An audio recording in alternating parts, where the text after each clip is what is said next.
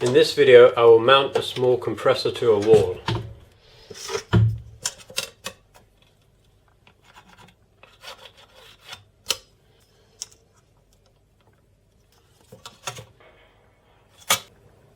I'm lifting the compressor so the weight is transferred onto the handle in case I break any of the plastic bits.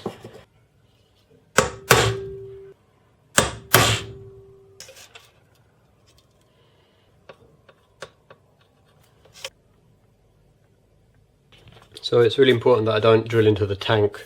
I've obviously got it open, it's not compressed in case an accident does happen.